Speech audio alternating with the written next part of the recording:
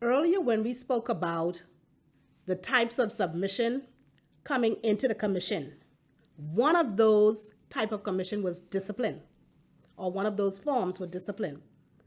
And we said that oftentimes civil servants feel that they should not be disciplined for their misconduct. I want you to know and to be aware that under PSC Regulation 31, the Commission has the authority to discipline any act of misconduct by any public officer, and it'll be dealt with underneath this regulation. And usually it should be soon as possible. And while sometimes it may be delayed for whatever the reason, it does not mean it will not come. Okay, and so when we think about discipline, we think about misconduct in the workplace. And when we think about misconduct, it says any conduct that goes against policies, against regulations, against how you ought to behave within the work environment.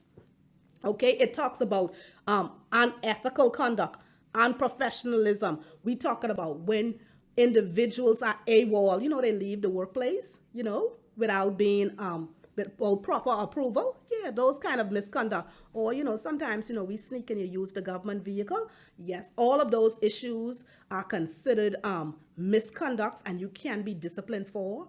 And so that's why we encourage persons, listen, stay within the realm of the policy. And so when it comes down to misconduct, under PSC Regulation 41, it says you can be punished.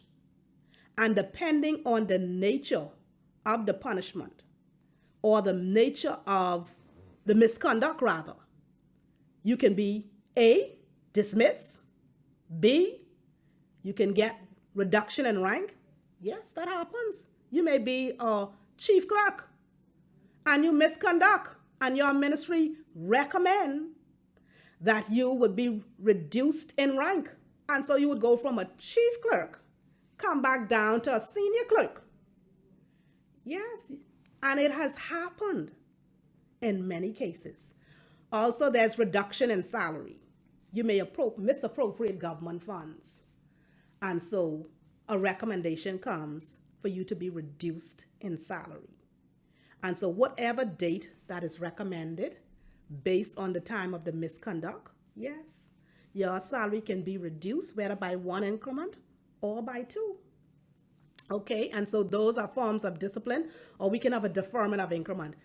And that happens when, let's say the misconduct is not as grievous, but you still need to be aware that you misconduct, that your behavior was not acceptable. You may have a lot of insubordination, and that's really prevalent within a lot of government ministries. You may have insubordination, and so what it is they say, we can defer this increment. You're supposed to get this little increment in 1 July 2025. We can defer that increment. We can hold that, in other words, and you won't receive that until your next incremental time. And so at least you still get it back, but you feel the pinch of, getting your increment hold, your little money hold from you. And so we think about things as such. And then under 41E, we talk about withholding of increment. Now, when your increment is withheld, you don't get that back. Now, I can say this, not only can increments be withheld during times of discipline, but if you can remember back as in 2010, when there were challenges, I guess the government would have had, financial challenges. And so what they did do in order to try and make sure stabilize our country, they actually withheld the increments from civil servants in 2010. While that was not a punishment to us, it still means that, your increment was withheld. And so that happened at that time. But under misconduct, yes, it still can happen, and you don't receive it back. Okay? That's the difference between when it's been withheld and deferred. And of course, we have reprimand. There are times that individuals feel that they can do what they want, say what they want, and nobody got nothing to say. Yes, the commission orders at time that this individual be reprimanded with a strong letter. And that's basically like a little licking. Get yourself together. And, hopefully the person will now amend their ways and then begin to be that model civil servant, okay?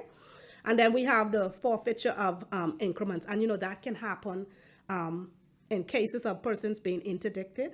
Of course, if you're interdicted and you dismiss, you lose all that. You can lose your increments. Not only just your increment, you can lose your salary, okay, or any part thereof, okay? All right, so I needed to just drop that in there for you so you can be aware of that, okay? And then we talk about PSC Regulation 51, and what it basically says is a head of department. If a head of department is of the opinion that an annual increment in salary of a public officer holding in his department should be deferred or withheld on the grounds of unsatisfactory service during the previous year or failure to pass a subscribed examination, he shall make a confidential report to the PS, given his reasons. And so what it says that the performance appraisals, your yearly or annual, report, if you consistently producing unsatisfactory report, yes, the head of the department can write to withhold or to defer your increment. And so that gives them the authority to do so, okay? And the Public Service Commission also honors that. We've spoken about how a recommendation is received in the Public Service Commission.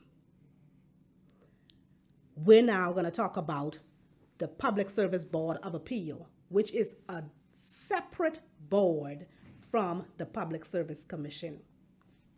Now, this Board of Appeal, according to Article 114, Part 3 of the Constitution, it gives way for this board to exist. And not only for it just to exist, it says that under instrument of public seal, one member is appointed by the GG, acting in accordance with the advice of the Chief Justice, from among persons who hold or have held high judicial or qualified to hold high judicial office. And that individual shall be the chairman. For instance, it may be a judge. It may be a judge within the court system. Okay?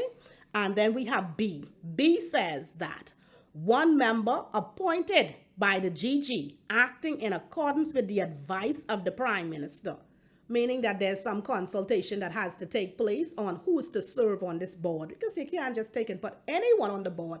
These individuals must be qualified to serve on this board because they are now appealing the decision of the Public Service Commission, which is a statutory board. And so I want you to know now, when an individual appeals to this board, it's not appealing because you feel as if the commission have made the wrong decision. It's not about feeling. It must be that the Public Service Commission erred in policy, in law, in rule.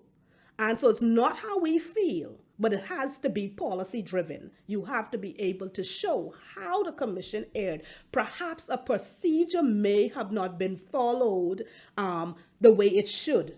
The process may have been erred, and that's a way a civil servant can be able to appeal to this appeal board. And so that individual is appointed on the advice of the Prime Minister. And the final, it says, and one member appointed by the GG acting in accordance with the advice of the opposition representative body. What it says then, as this is the current government, the PLP will then, in turns, they will consult with the FNM, the other appropriate body. And then they will talk about the individual who's being recommended, and they will come to an agreement that this is a suitable candidate to sit on this board. So there's consultation between the opposition and the existing government, okay? And so that happens in that way, and then the appeal board is formed, okay? And so once that happens, I want you to also be mindful of this one thing.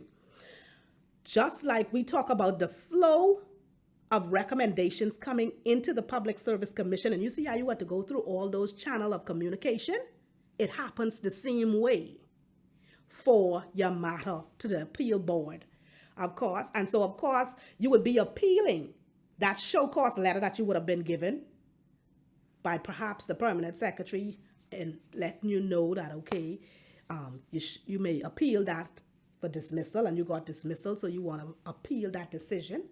And so now it goes through your department, if you are in a department, through your ministry to the Ministry of the Public Service, to the Public Service Commission, and whatever decision, then it goes to then there's appeal board. Because at the commission, we also deal with the appeal board. And so that matter, instead of it coming to the same PSC board, it goes to the Public Service Appeal Board. And though that's another judicial, and they would look at your matter in law, and they would look at the whole matter, and then they will make a decision. So if the decision of the appeal board says the decision of the PSC board is confirmed or allowed to stand, that means whatever decision that was made in your case, it is so. It is yea and it is amen concerning that. However, if the appeal board says that the commission perhaps erred, then that will change. Whatever it is, then we will have to end up changing it to meet what the appeal board say. Okay, and so you want to be, I want that to bring that to your attention. But I also want to bring to your attention, this is for permanent officers. It's not for weekly paid officers. Weekly paid officers are only allowed or afforded the opportunity to appeal to the Public Service Commission and not the appeal board.